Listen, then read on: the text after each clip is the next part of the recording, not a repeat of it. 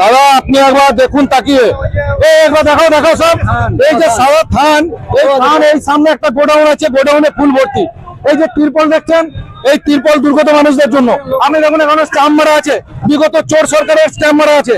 আর এইখানে যে দুলালরা, সেই দুলালরা এখন লুঙ্গি পড়তো, যেগুলো গোটা পশ্চিমবাংলার মানুষ, দুর্গত মানুষদের জন্য পাঠানো হয়েছিল, সেই লুঙ্গি গুলো সব এখান থেকে উদ্ধার হয়েছে। এই যে টিএমসি পার্টি অফিস দেখুন, এই টিএমসি পার্টি অফিসের চারিদিকে গোডাউন, সেই চারিপাশে গোডাউন বা বার হচ্ছে, যেগুলো দুর্গত মানুষরা পাচ্ছিল, সেগুলো টিএমসির এই কুকুরগুলো, এই শয়তানগুলো, যেগুলো এই গোডাউন রেখে, আর গোডাউন গুলো যারা দিয়েছে তারাও একটা অসাধু ব্যবসায়ী। তারা এই গোডাউনের মধ্যে জব করে সব মানুষ, সব জিনিসপত্রগুলো লুট করছিল। আরে লুঙ্গি গুলোতে আমরা জানতাম সাধারণ মানুষ পড়ে, কিন্তু আমরা জানি না যে এখানে দুলাল রায়, এখানে সুদর বচ্চার, এখানে তরু, এরা সব লুঙ্গি পরে। এদের লুঙ্গি পড়তে দেখি নাই, কিন্তু এই যে গোডাউনে ভর্তি রেখেছে, ওনাদের বউরা শাড়িও পরে, দেখেছেন শাড়িগুলো সব ভরা রেখেছে, যারা শাড়ি আছে দেখবেন, ওনাদের বউরা এই শাড়িগুলো পরছে, গোড রেখে দিয়েছিল।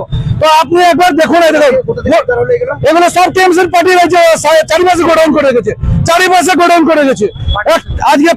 আজকে যে সমস্ত মানুষ দুর্গত ছিল, আমরা খবরে পাচ্ছিলাম যে দুর্গতর জন্য এত টাকা বরাদ্দ হয়েছে, এত কিছু হয়েছে, কিন্তু আসলে কি দুর্গত মানুষরা পেয়েছিল?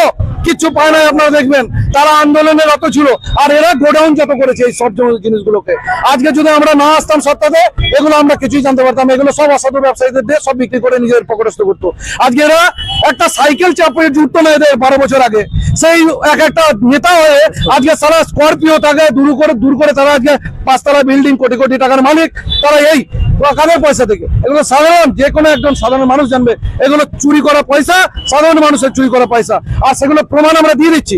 আজকে আমরা সত্তায় এসছি বলে আজকে আমরা এগুলো বার করতে পারছি। আজকে যদি না পেতাম, তাহলে আপনারা তো দেখেছেন বিগত সরকারের প্রশাসনও কেমন ছিল, যা বলতো শাসক তাই বলতো। কিন্তু আজকে আইনের শাসন চলছে, তাই আমরা সেই মতো সমস্ত কিছু এই সুশাসন শাসনের অধীনে এসে সবকিছু আমরা বার করতে পারছি।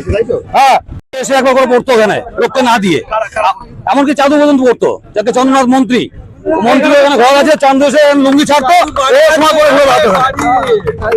সাধারণ দর্শককে এবং জনসাধারণকে যে এই স্থানগুলো রাখা হয়েছিল মহিলা কর্মীদের ভয় দেখানোর জন্য, তাদের স্বামীকে হত্যা করে রক্তাক্ত করে